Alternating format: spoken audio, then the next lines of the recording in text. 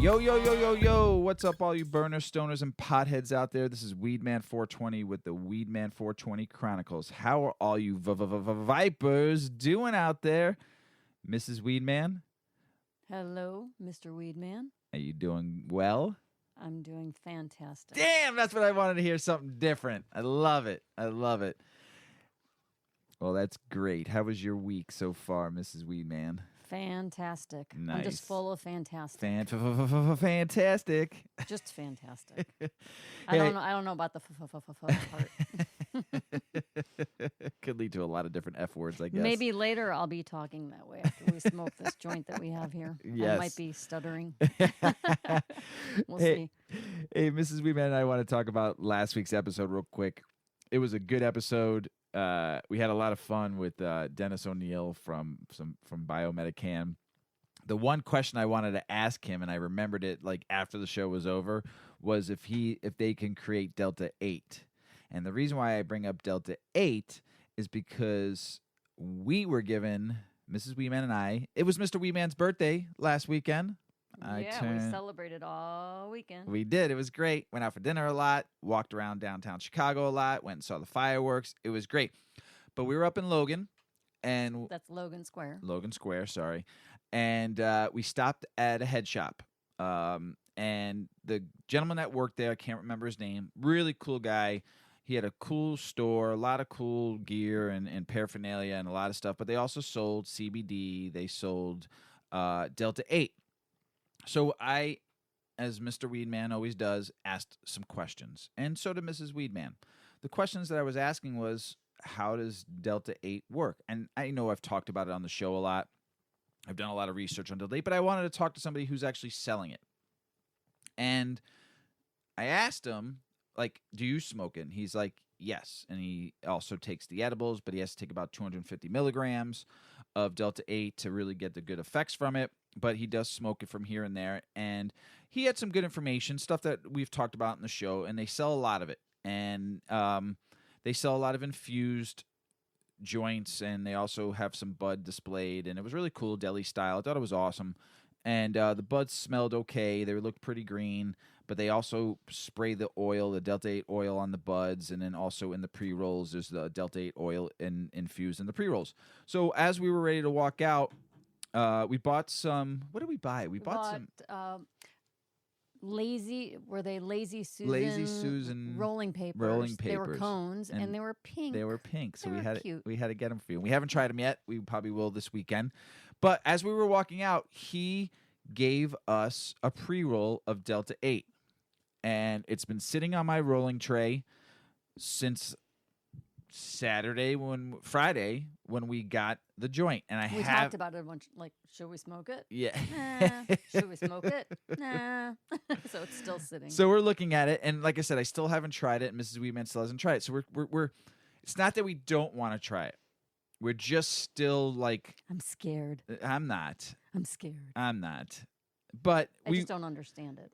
Yeah, and we read more information about Delta 8. I reread a lot of the articles in the past to Mrs. Weedman and then found some new information. And it's not that it's harmful. It's just weird, the process of the isomerization of it and how they do it. So it's not that we aren't going to try it. We were thinking about smoking it for the show today, but we're not going to. We are probably going to smoke it this weekend.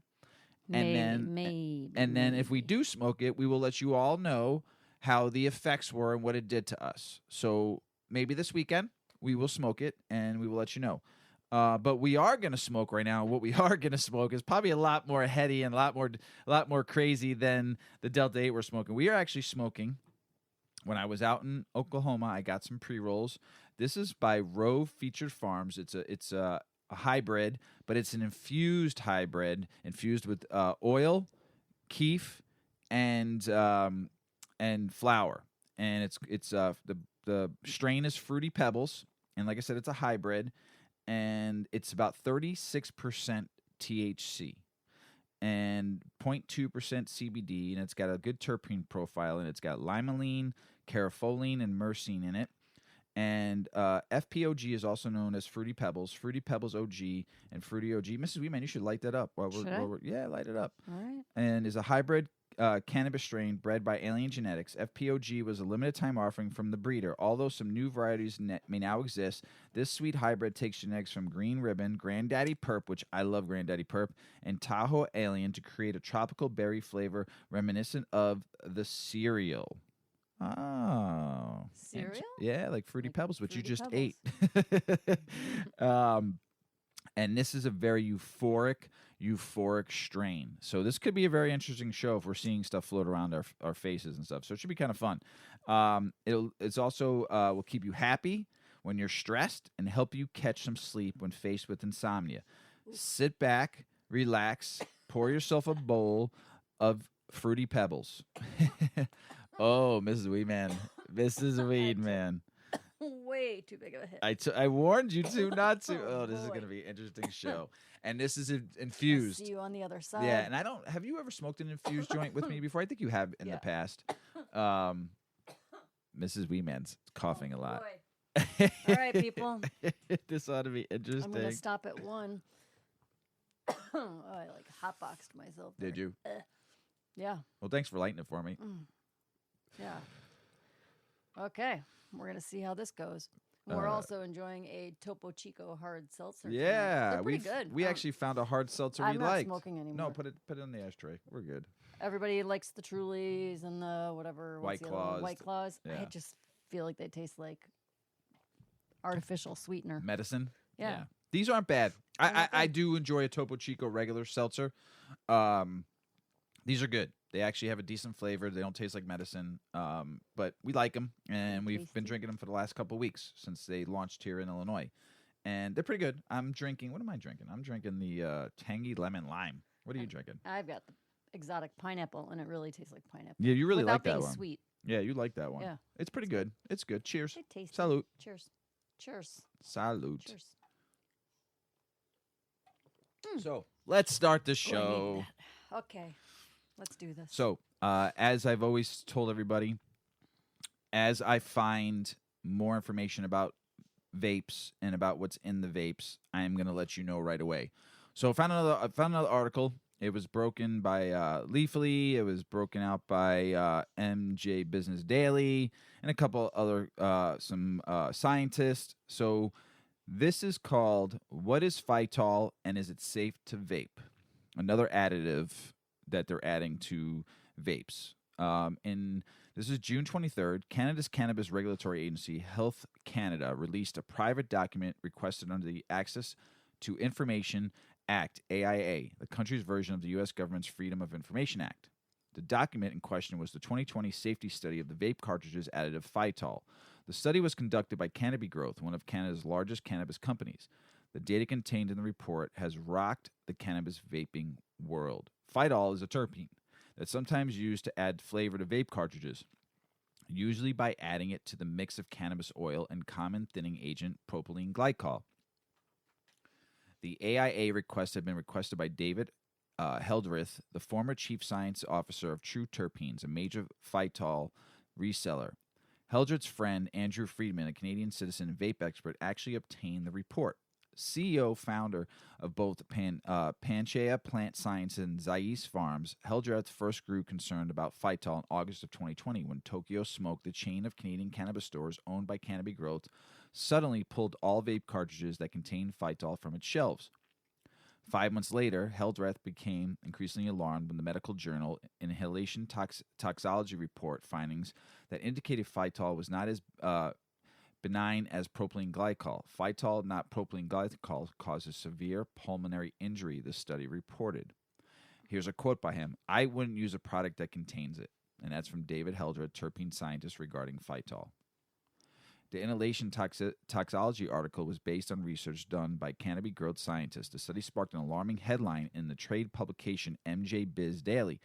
Phytol cited as potentially dangerous cannabis vape ingredient. So, Phytol, according to the data in the study, appeared unsafe to inhale.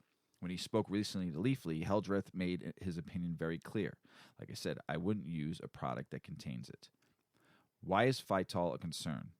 Since the 2010s, humanity has engaged in a massive uncontrolled field trial of electronic drug delivery system known as vaporizers.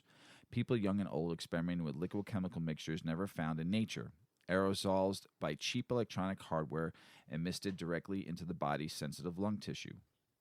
The science is just so far behind, says Robert Strogan, professor of chemistry at Portland State University, recently told Leafly. We're all guinea pigs now.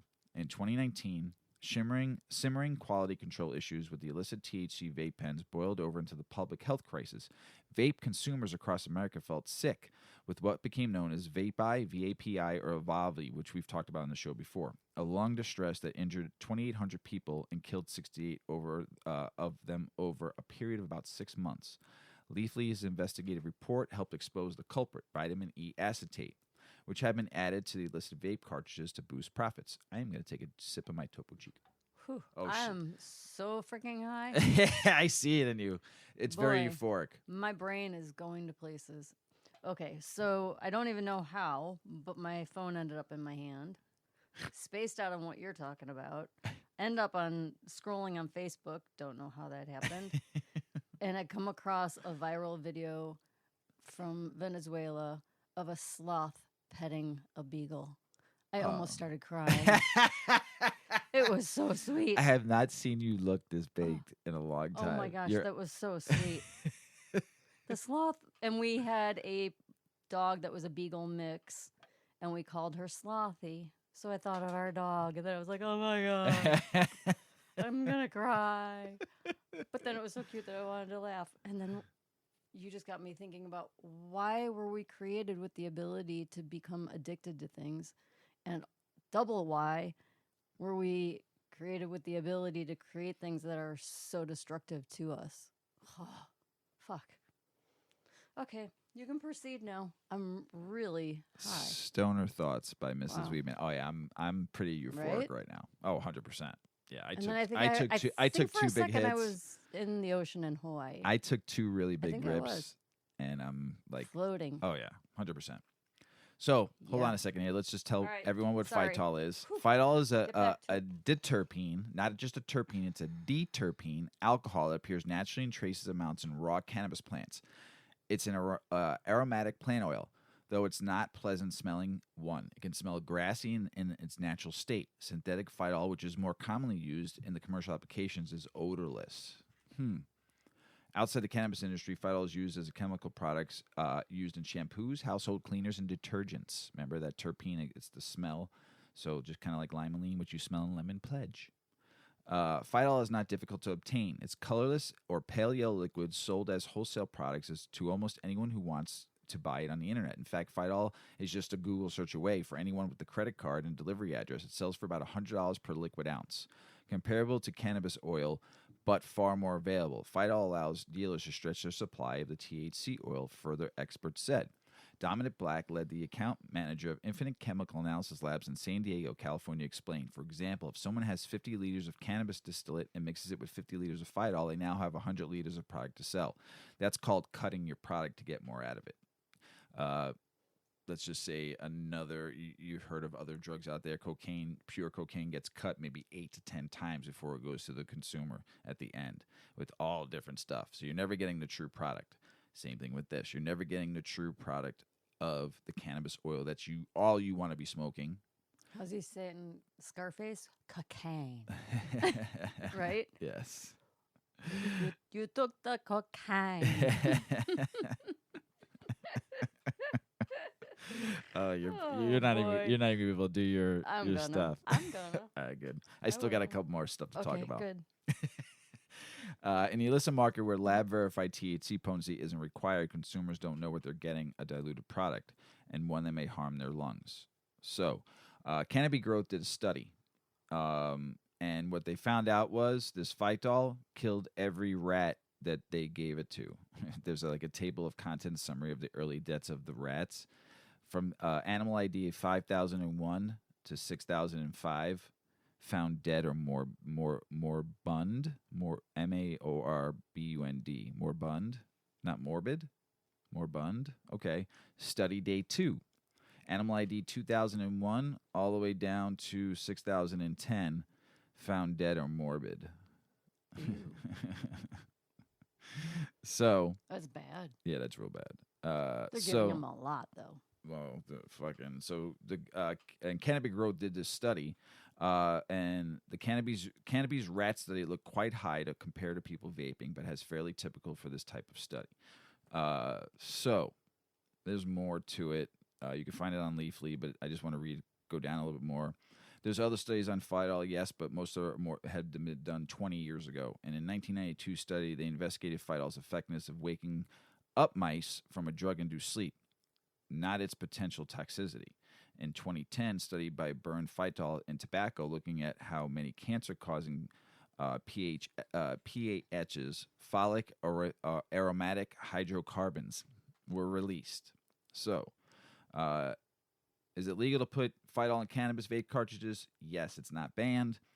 And where are Phytol-laced vape pens found? In general, these types of dilutants appear much more often in the illicit markets because there's no disclosure requirements, no testing requirements, no proof of potency, and the manufacturer has no license to lose if they caught filling vape carts with toxic materials. So remember that not only just cannabis that you're getting illicit, but CBD cartridges, Delta 8 cartridges have other stuff in there to dilute it more, so they get more out of it. Don't just think it's THC carts. I'm telling you right now. So how can you tell if my vape has Phytol in it? Let me take a sip. First things first. Did you get it cheap in the illicit market? That's a red flag. Legal markets with testing are generally safer, said Heather DePress, director of the Patient Focused Certification Program of Americans for Safe Access. Read your vape cartridge ingredients disclosures in legal states. Does it say anything vague about natural, artificial ingredients or added terpenes? That's another red flag. A large Phytol cut vape might burn your throat, lungs, and nose. It might have a grassy or icky chemical taste. Icky. Good word. If you have wheezing, coughing, tightness in the chest, shortness of breath, or you keep losing weight while heavily using illicit THC vape carts, that's a flag. Whoa. Synthetic Phytol can be tasteless and colorless. You might not realize the damage until it's too late, said Heldreth.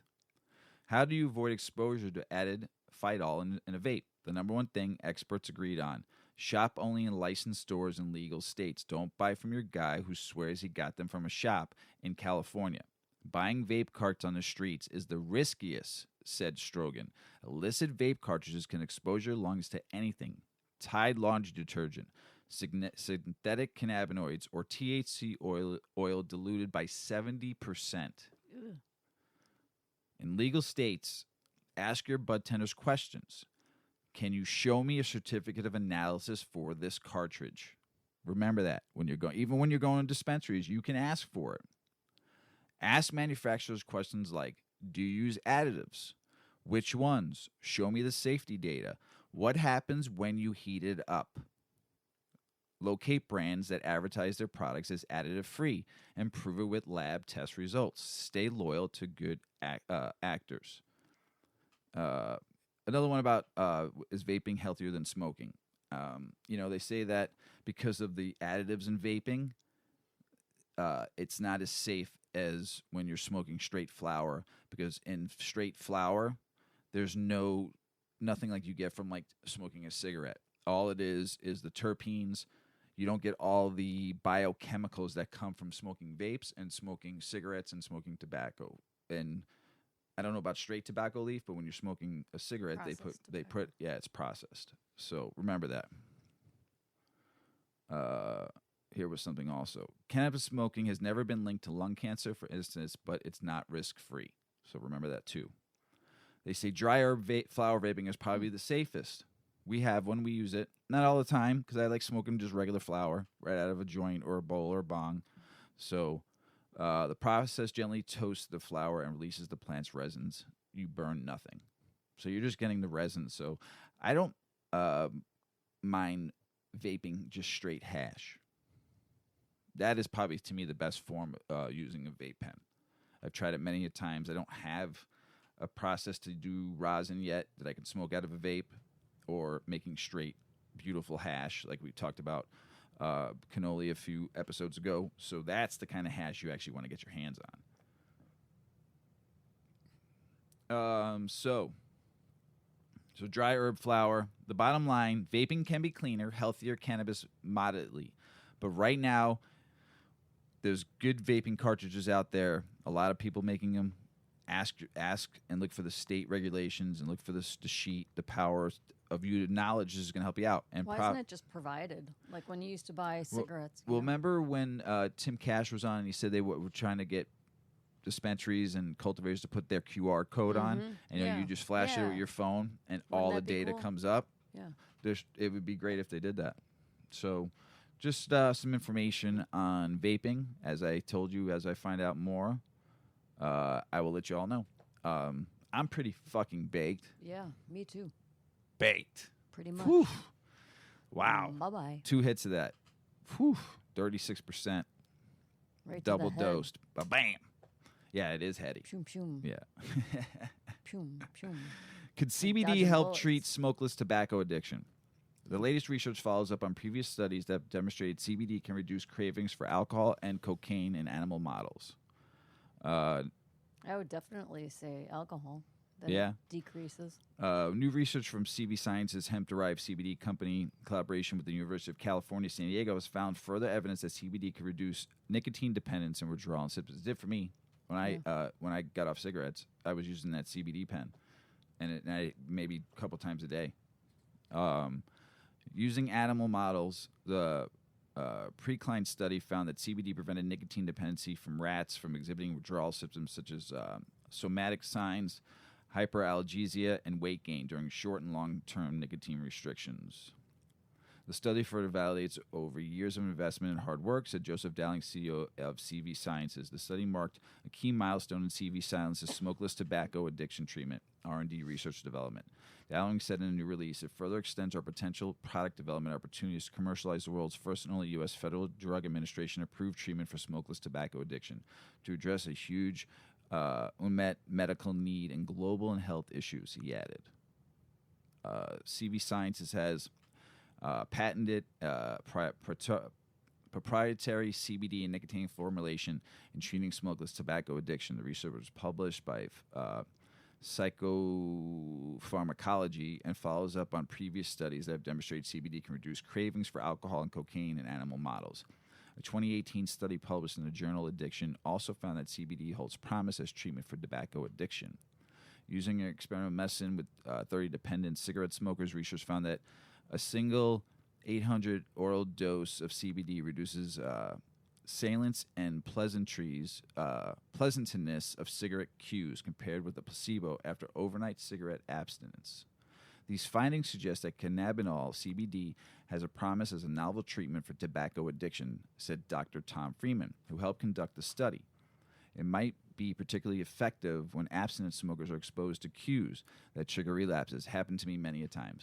You could be at a bar, walking outside, you see somebody you know smoking a cigarette, and you're standing there talking to him for a minute, and that you get that smell, and it triggers it again. And all of a sudden, you got a cigarette in your hand. Whoa. How many times that's happened? Oof. Not for me in 21 years. Salute to that. That's cool. Such when they're a friend who lights a cigarette up in a particular place, like you said, with smoking, it happens all the time. So hopefully that helps, but I did use it, and it helped me stop smoking cigarettes. So that happened to me. Once again, edibles. Yeah. You ready to go? You got this? I'm going to do my best. You got this? I got this. You got this. Take it to them. I will tell everybody. I am waiting for my new glasses to come in with a new prescription. So, yeah. It's a little challenge reading when you're not only high, but visually impaired in a couple ways. So, I've got some information here about what you do if, in fact, your kid, little toddler or little bitty baby, gets into the edibles. If you have cannabis edibles in your house, there's a chance that your kid could eat them. So, here's what will happen if they do. When there are cookies, chocolates, hard candies, gummies, chews, suckers, or popcorn in the house, the kids are going to eat them, right? It's a given. But what happens when those treats are laced with all varieties of marijuana? The answer is fairly obvious. They get eaten, and when kids eat edibles, you have a problem. When Washington and Colorado legalized marijuana, both states saw massive increases in calls to poison control centers and emergency room visits for kids ingesting edibles, says Benjamin Hoffman, MD of Pediatrics. He's a professor at Oregon Health and Science Universities in Portland, and he's the medical director of the school's Tom Sargent Safety Center. He says, most edibles look like things kids want to eat. And if you're a kid, a brownie's a brownie. Some were even sold in packaging that's very attractive to kids, such as peanut butter cups that looked like Reese's.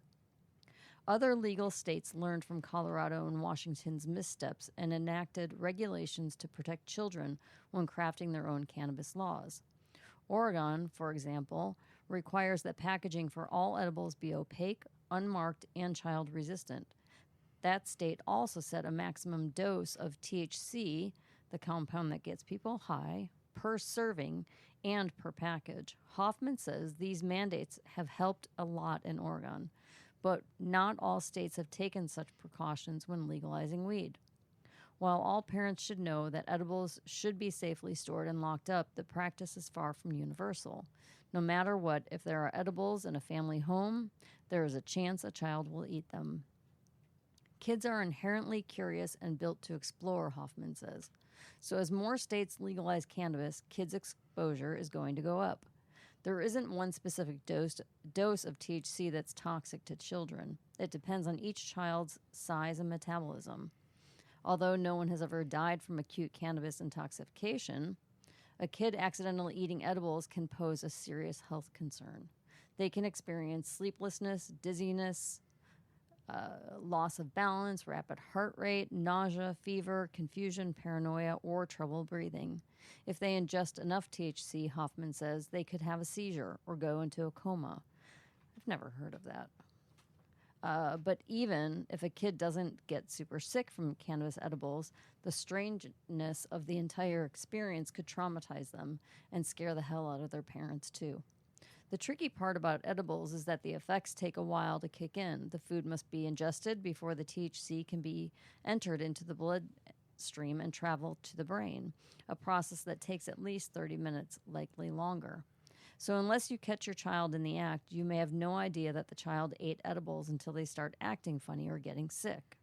But no matter when or how you realize your child ate pot food, first things first, do your best to stay calm, Hoffman says.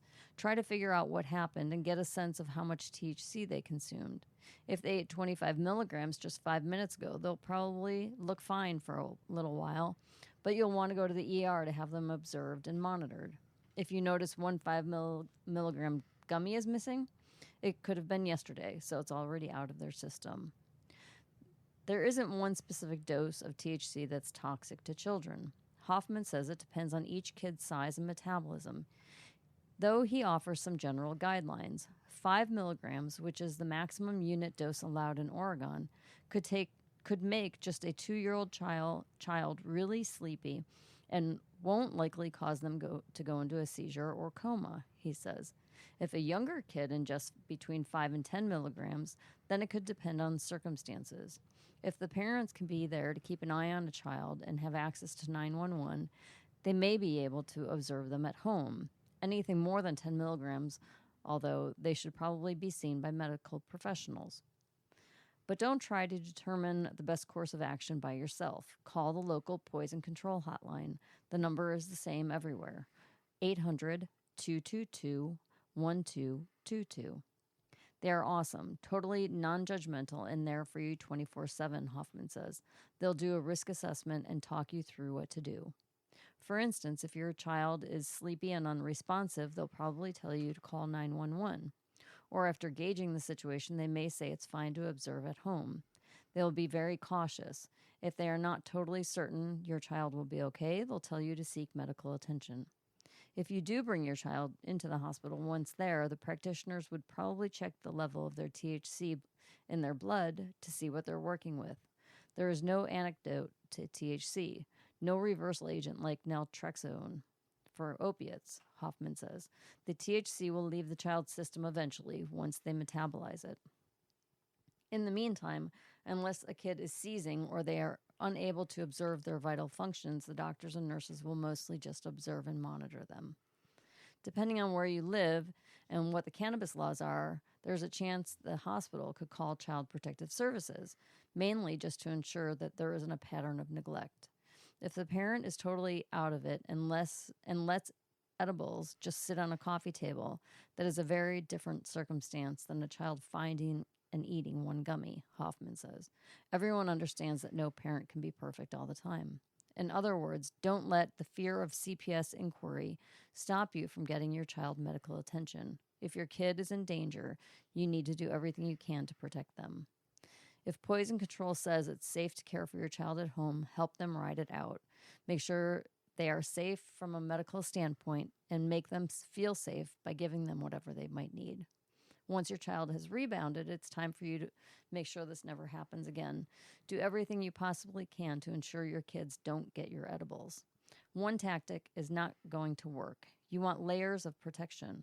If you have edibles in a locked zipper bag, that's good, but someone is going to forget to lock it, or the kid is going to figure out how to get inside. Putting edibles up in a high cabinet is good, but putting them in a locked container in a high cabinet is even better. We've talked about this before, and as we always learn more information, we're going to share. So I know we've talked about kids and edibles in the past, but that was great again. Good job being pretty baked and getting that done. But anyway, I've talked about lock boxes, keep it in high. I just had a conversation with a friend of mine yesterday, and we were talking about his edibles and how, like, he's got kids and he's got edibles around. I said, listen, you got to lock that up. But I said, here's the biggest thing. Not only just putting it away, but you have to teach and educate the kids that I said, you have to teach your kids. I know they're young. When the time is right. I get it, but here, okay. We teach about alcohol, right? And it's legal now. I mean, it's been legal, okay? We teach about tobacco, right? Parents smoke. Right? And now we're learning how bad smoking cigarettes are for you, and we still smoke in front of our kids, and we still have cigarettes lying around. So they see it, right? Don't touch. This is mommy and daddy's, right? Same thing with alcohol. You can't touch this. It's mommy and daddy's. It's not for you. You have to they're teaching their kids it's 5, 6, 7, maybe even younger. Why aren't we not talking about cannabis? Openly to your kids. If you are a user of cannabis, you have to teach your kids. But because there's still stigmas, you don't want your little kid talking to their friends. That's where the problem But here's the thing. Well, you wouldn't want your child not to be able to have their friends. Fuck that, because I'm going to turn around. I'm going to turn around to their parents and say, "You drink alcohol, don't you? It's legal. Cannabis in this state is legal." And then your kid won't have friends. Because you're fighting with everybody about it. Fuck it. If they're going to judge me for using cannabis, I know, but as my medicine, especially if I'm using it for medicine. But hopefully we get there. No, right now, we're not we there. can't get there. It has to start happening now. Yeah. Like right fucking now. I know. Today. I get it. That's what we're here to help. Stomp that fucking stigma. But I'm saying that the reality is no, it hasn't fuck stopped it yet. is. This is reality. Cannabis is reality. Okay, we're good. Oh, you want to know something funny? What? I watch Funny? I watch South Park. Yeah. I like it. I don't watch it all the time like I used to when it first came out in 1996. But that burner and Stonehead just got fucking paid $900 million for like 12 more seasons, like 5 movies, 7 video games. I don't know. It's $900 million is the money though. Jeez. They said, you know what they said? What? We now have fuck money. Now I think they already have. Oh fuck yeah, money. yeah. Now Mr. they G and I got were talking double about that fuck. today. Yeah, I don't now give a yeah, double yeah, fuck. 2 That's what times, they have 2 right time now. fuck. Fuck them. Motherfuckers. Good for them. Fuckity Oh my fucks. god. Oh, my inner Deb is coming out. Yeah, there you go. For those of you that watch Dexter. Deb. That's when you started using when you I became didn't even curse. You became liberated. No, you never cursed. Oh my when God, you I didn't watched even that show. swear the entire time I raised my children. For like 20 years, I didn't curse. And then I watched Dexter, and Deb uses the F-bomb like it is the word the. It's just part of everything she says. The F word is Fucking the best fuck word my to fucking use everything motherfucker, for. Fucking shit. Oop. I just got the hand from Yeah.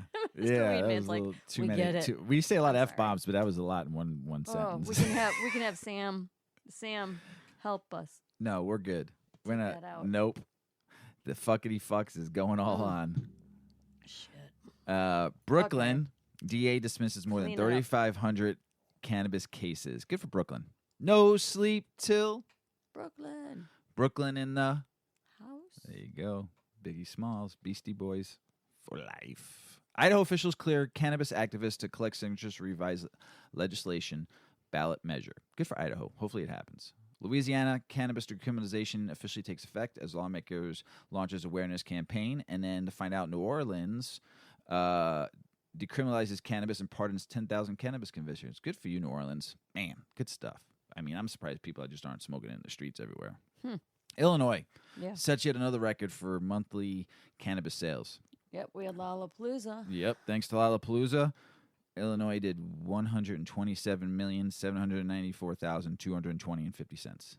Sales Sales of legal cannabis in Sales. 1 month. To date, the biggest date. 85 million in-state. Thank you, out-of-state residents. 42 million. On top of that, I have another story. I was going to wait till the next episode, but I'll just throw it out there.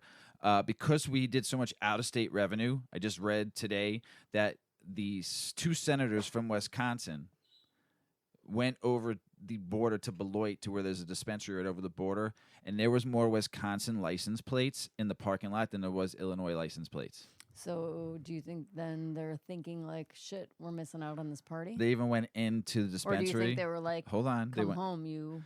No, not at all. Here, Wisconsiners? listen. They went into the store and saw the line was out the door. From out the door was like crazy. They went back and like were like so upset that cannabis isn't legal in Wisconsin. They're writing a bill to get it on the docket to show the governor, and it's been all over the news in Wisconsin. It's crazy. I want to move to Wisconsin. I want a cow. So we'll see what happens there with that. So Illinois, And a goat. thank you, Lollapalooza. And then Illinois, here, I'm going to give you this timeline since July 30th. Illinois awards 55 new recreational cannabis license. Finally, it happened. I was all excited. I didn't get a chance to talk about it. I'm talking about it right now. So 36 in Chicago, year-long delay, actualizing the state's vaunted social equity program. Additionally, 130 retail licenses will be awarded via 2 lotteries over the next month, and this was July 30th, okay? So, lots of money being spent. You can reapply licenses as many times as you want. People are, like, spending millions to get a license, and you can keep on reapplying as many times as you want, which is so unfair. Because it might be somebody that might have only that much money to get one. Meanwhile, people were spending millions. Remember I said that lottery was going to be, like, all computer-generated? I said it a couple episodes ago. Crazy. So then... Illinois awards 70 permits in flurry of adult use cannabis business license. In a flurry, another 70, and this was August 2nd. And then lawsuits pile up over Illinois social equity cannabis licensing on August 5th. Crazy. And lawsuits are piling up. More and more of the same shit going on. Welcome to the machine. No one realizes it. You're in Illinois. Nothing will ever change unless we change it. And then, August 5th, another article comes out. Almost half of today's Illinois lottery winners are from existing cannabis companies. Here, let's read some. The American Dream LLC team was also a winner. The team includes Cook County Commissioner Bridget Denigan, a former Deputy Director of Medical Cannabis for the Illinois Department of Financial and Professional Regulations. Former Chicago television reporter and Chicago Police Department spokesman Robin Robinson, who also was assigned a license on the 5th, the Homecoming Group LLC. Hannah Jubei, a lobbyist and consultant for Chicago area labor unions, was also a winner as a leader of Canna Ventures LLC. A number of non-Illinois cannabis companies were part of the selected teams, too. I'm not even going to read all of them, but there was probably about 15, 20 on there. Multiple groups that were selected for license last week were also selected this week. Green Thumb Industries co-founder Mesa, who won 2 licenses last week. Clean Slate also controls Family Roots LLC and Desktop LLC, which combined obtained 3 licenses on the 5th. Eddie Moore, executive director of Chicago Normal, was a winner again. Renew LLC was also selected for license today as well. Blounce and Moore LLC, investment group. And finally, Trump and 7 Investments, a team like Phytol family in Schaumburg. All won. So, good for them. And then, Illinois recreational cannabis store licensee stalled by judge. And that was about 4 hours ago today. And today is August 11th. So, I'm just going to read this one. A judge ordered the state not to award any new adult retail licenses until the ruling is handed down on the lawsuit by WA Group challenging the application's process, the Chicago Tribune reported. The state issued 55 retail licenses in late July, but lotteries this month to award an additional 130 licenses are in limbo. In addition, the order of Cook County Judge Mose Jacobius prevents the state from issuing final licenses to the 55 winners, according to the Tribune. The next court hearing is scheduled on August 16th. So, it's not unusual for cannabis licensing process to face legal challenges, but Illinois recreational cannabis store licensing, which was proclaimed as the industry blueprint for social equity, has been bogged down in litigation due to overs and more than a year. So, that happened today. And then there was another article that came out on August 4th that cannabis companies, it's going to be the David and Goliath fight against the industry giants. Yes, a lot of the newcomers that only have small grow ops. For one, the new craft growers are going to only have about up to 5,000 to 14,000 square feet. Meanwhile, the major corporations in Illinois have 250,000 square feet of grow. So, yes. But hearing some news today also, these craft growers are going to have to charge a lot more, basically charging $80 an eighth for their cannabis is what you're going to see retail. On top of that, it's not going to be medical, so you can't get med prices. For the new craft growers. That's crazy. So Pricey. Yeah, very It's pricey. like gourmet. Yes. So it's going to be a fight with all the big companies that have been established here since 2014 to like 2021 when we went recreational in 2020. A lot of them already had that expansion starting to be built. Some of them are already progressing from it. So it's going to be rough. But as more dispensaries open up, I have a prediction that what I saw in the craft beer industry is going to happen. The craft grower is going to start up, I predict, about 2 years before they're up and running, producing. And it's going to be like the craft beer industry where it's buy local, independently owned. You're going to see, just like on the craft beer bottles and the 6-pack packaging, you see independently owned. You're going to see that in coming out of the craft growers. I guarantee you see that. So, crazy, but it's the machine. So, some sad news. New Mexico might not have enough weed to open recreational sales. It might take some time. It just got passed. Don't forget, it takes a long time to grow. Just like my grow right now. Oh, my God, it's taking forever. Is it ever going to be ready? We are on like 11 weeks right now of flower, and they're still just whoppers right now growing. You're just like the lightest so little touch. sappy. Fingers are sticky. So sappy. The buds are huge. I mean, it's just not Dense. stopping. And they're not ready yet. I looked at the trichomes today in the Jewelers Group. I need you to look at it. Look at those. They I look looked at still one of the clear. Little, they didn't. the They little didn't. pistils. Yes. Those are starting to turn. They're gold. starting to turn gold, but not all of them. I gotta but look at the biggest part is yeah. I looked at the trichomes yesterday, and they still looked very clear. They didn't have that opaque. None of them were amber. That means it's starting to turn into CBN. Even at the top? I can't even get up there. Oh. So I'm judging from the mid. The top, I can't get through all that weed. It's fucking that's a problem. I know. A good problem. I know. It's a lot. As more medical cannabis dispensaries open and prices drop in Missouri, well, hopefully they drop low enough that it's good, fair pricing. What are the most demanded, skilled sets for the cannabis industry? What are they demanding? What do they need job-wise? That is a loaded question. Isn't it? Yeah. But I'll tell you. I got my bowl loaded. I'll take a hit of that. Don't take another hit of that joint until later. knock you off your butt. All right. Well, we have the top 5 most in-demand skill sets for the cannabis industry. Since 2017, the cannabis industry has seen an average of 27.5% growth each year. And during 2020, even despite massive unemployment, the cannabis industry still added over 77,000 full-time jobs. That's incredible. Many assume the most in-demand cannabis jobs are bud tenders and frontline workers.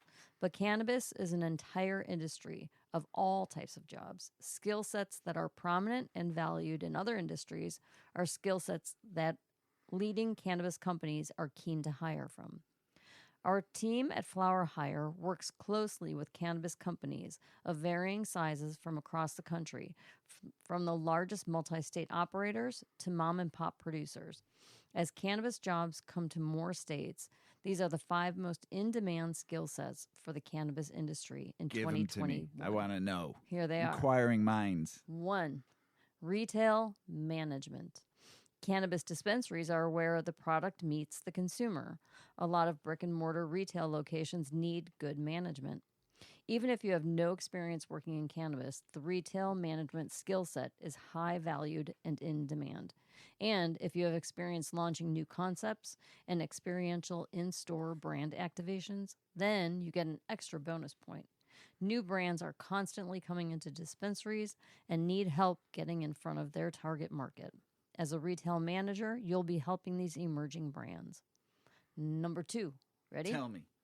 Manufacturing facility operations management. Wow. It's a big one. OP right there. Yeah. Yep.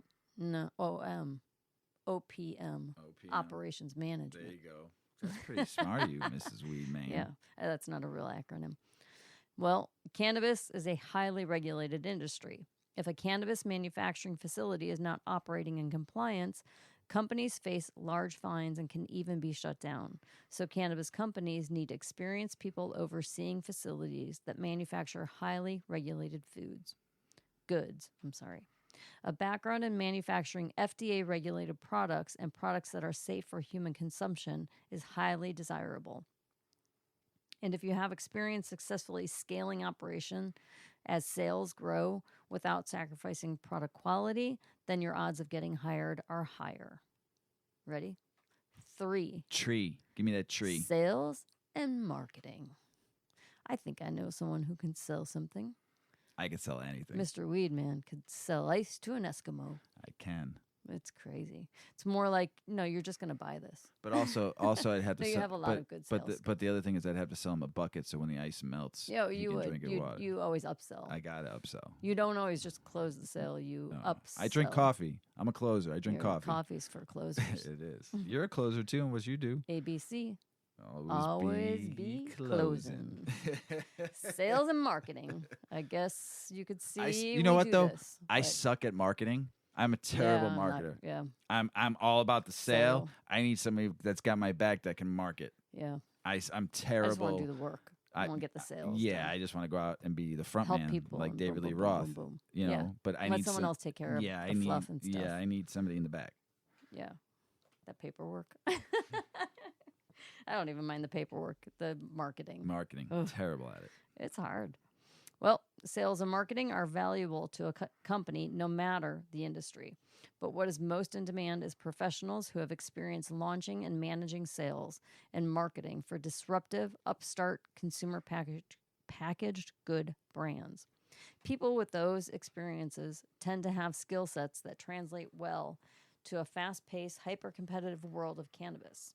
They know how to build a loyal audience in a new market from scratch, and they're not afraid to get creative. Cannabis values innovative thinkers. Okay, next one. 4. Accounting. That's a tough one. Accountants like rules, And they're kind of... There's a lot of money involved in There's a lot cannabis. of money, and there's federal laws, and then accounting. You've got that's risky putting the two together, right? Right. Cannabis companies are finding accountants hard to come by. Traditionally, those with an accounting background tend to be more risk adverse or risk averse. They're more cautious about entering a less predictable industry like cannabis. If you're a CPA, know that cannabis companies tend to offer excellent compensation packages. Cannabis has strict banking laws, so skilled accountants who are quick thinkers and pivot easily are valued. Additionally, vertically integrated cannabis companies have multiple entities in different states and are complex from an accounting perspective. Pretty cool. This the last one? Number 5.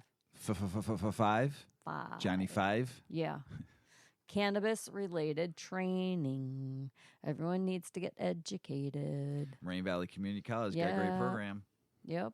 So community colleges are starting to see this, but if you are serious about working in the cannabis industry, get yourself some cannabis related education or training. If you have a desired skill set and cannabis related training, you have an automatic leg up.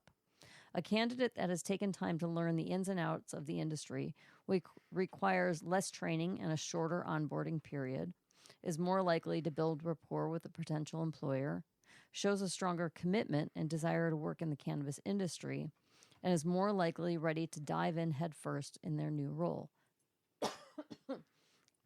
Gesundheit. I'm getting cotton mouth. You can get cannabis certification through places like METRC, Metric, Green Flower Media, or MJ Freeway and Zoltrain. These types of programs have taken off and are paving the way for cannabis-related training. These are skill sets and prime examples of when cannabis companies are willing to pay top dollar for the right talent. But if you don't see your line of work here, don't let it stop you. There's many other skill sets in demand too. Cannabis is a new industry, with many marketers still in their infancy. Rapid promotion and growth are one of the most attractive things about working in cannabis.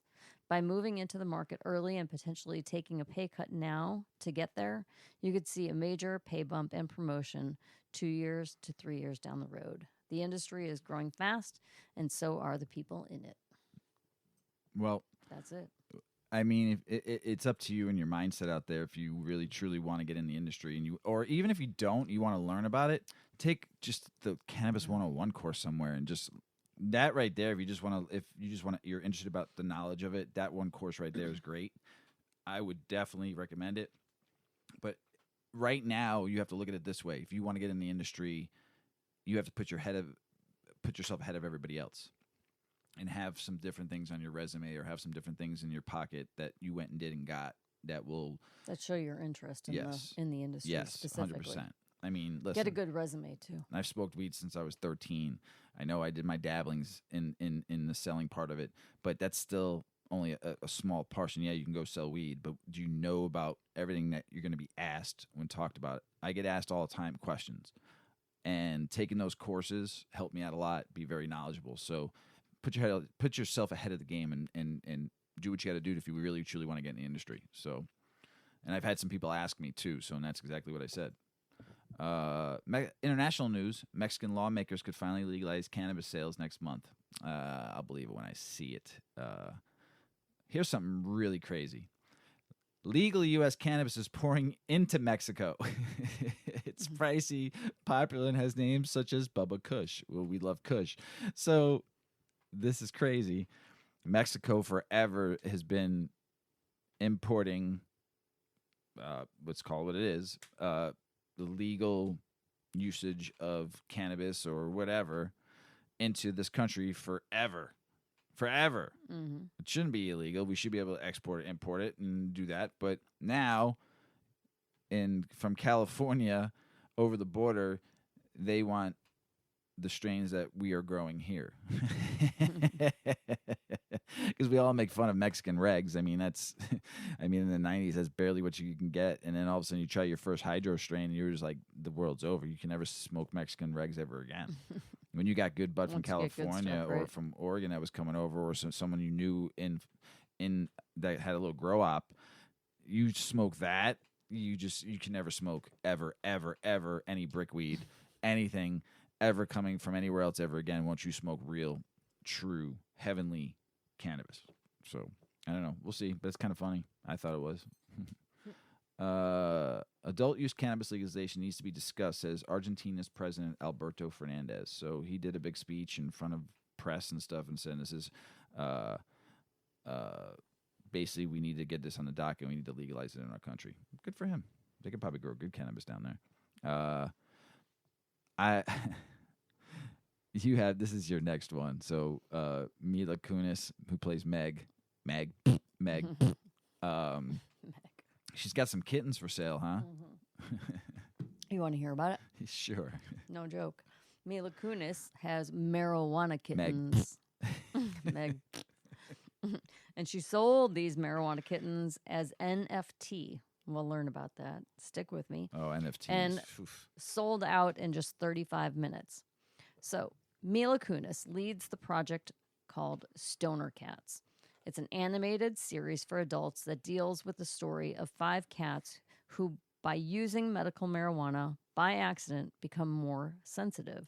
Whoa, this sounds good. To view the cartoon, it requires owning one of the 10,420 non-fungible tokens, otherwise known as NFTs. Stick with me. And they were auctioned on July 27th. However, the pressure to access the show caused chaos to unleash that same day on the Ethereum blockchain network. You want to know what happened at the auction? Well, NFTs are unique assets that cannot be modified or exchanged for anything. They can represent any digital object. They have such a great market value that they can be used as a deed for property rights. So this was an auction that attracted the attention of a large number of people. So much so that in just 35 minutes, the more than 10,000 kittens were sold, raising $8.3 million. Man. Dang. While this was happening, the Ethereum blockchain network was so crowded that the transaction fees of the blockchain increased between 200 and 709 GUI. That is from $9.50 to $35, depending on the speed of the action. This caused several users to lose large amounts of money. Around, I think they're saying this is a total of 792.6 million? 792,000 to run out of subscription. The creators of this story are Chris Cartagena and Sarah Cole and Ash Brannon, 3 veterans who will dedicate themselves to animating this program. Mila Kunis and Orchard Farm Productions, upon discovering the project, decided to join them, along with the minds behind the Crypto Kitties. I don't know what that is. The Crypto Kitties must be another show. To create and distribute in a new format for society, Stoner Cats. In each episode, we can see how cannabis reveals the complex personalities of Fifi, Baxter, Hamilton, Reginald, and Dave. The cats who are forced to balance their skills to keep their family together. The show will last for 5 to 7 minutes. Crazy. I need water. Good for Meg. But she was also on the that long-running show with the hippie kids. That 70s show? That 70s show, yeah. Or no, was it? Yeah, that 70s show? Mm-hmm. Yeah, she was on that. But she's been on friggin' Family Guy forever. Dated Ashton Kutcher on that. Yeah. She was Family Guy, though, is just stupid funny when you're high. Meg. What are you doing, Meg? The former NBA players, Allen Iverson and Al Harrington, have joined forces to make weed more accessible for all. The premium cannabis brand Viola, founded in 2011 by Harrington and named after his grandmother, is revolutionizing the industry one puff at a time. One of Viola's main objectives is to increase minority ownership in the cannabis space and to create more opportunities for people of color. Enter Allen Iverson, the Hall of Famer, has partnered with Viola in a multi-year deal to create his own strain, along with vape pens, CBD topicals, and concentrates. Below, the 2 former NBA superstars discuss their new collaboration, First Time Smoking Stories, with Biggie, and how they plan to change the game. Good for Allen Iverson and Al Harrington. You like puns, don't you? Yeah. What is a pun? You know, kind of like a joke. Like a one-liner? You have to catch it to catch it. Yeah. It's like a little one-liner. Bingity bang. Yeah. Yeah, but it like has like a little twist. Sometimes a little zinger. And you're like, oh, you think about it after the fact. And you're like, what?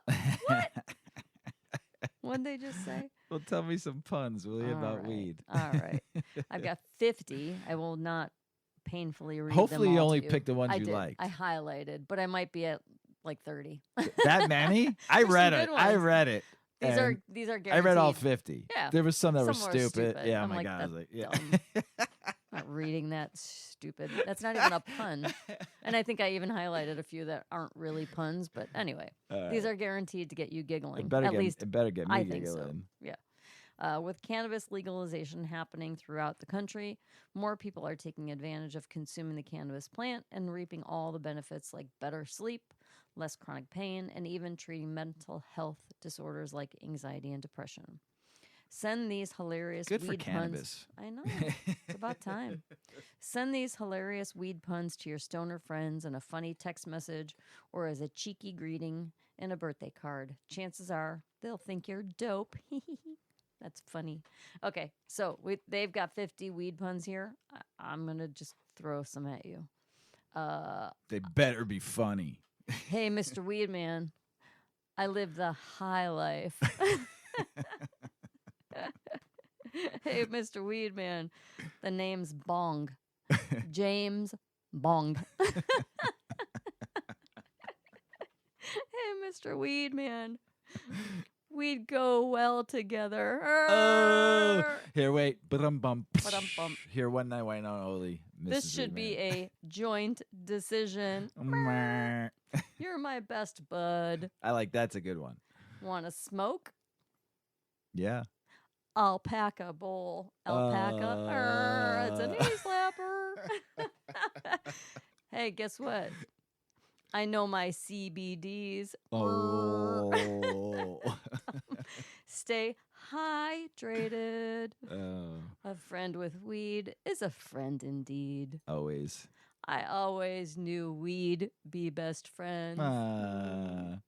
Mary, want to go out to dinner? That one's funny.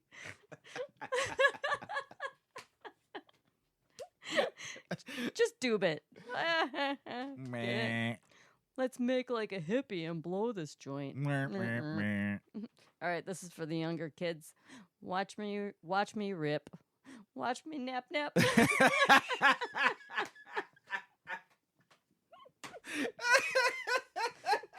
All aboard the Pineapple Express. Oh, brah. Hey, I think you're dope. Thanks. Weed my lips. All I weed is you. I miss you. Oh. Oh, I'm just a little high maintenance. Tell me about it. Hey, Mr. Weedman, I'm on the seaweed diet. I see weed and I smoke it. How about this one? If weed puns are a sin, I'll see you in hell. Inhale. I think they got it. You get it? Got it. Good. Hey, roses are red, violets are blue. Weed is dope, and so are you. Aw, thanks. Aw, let's be blunt. You're amazing. Thanks. Hey, here's my final one. 2 wrongs don't make a right, but 2 lefts will take you to the dispensary by my house. That's so stupid. It's so cheesy. So stupid. All right, that's it. That's so dumb. That's it. I'm done. Oh, was it? What was the bad ones that you marked down? I donut want to smoke without you. Nah. No, isn't that? See, I saved you from that one. And then one was it's 420 somewhere. That's not a pun.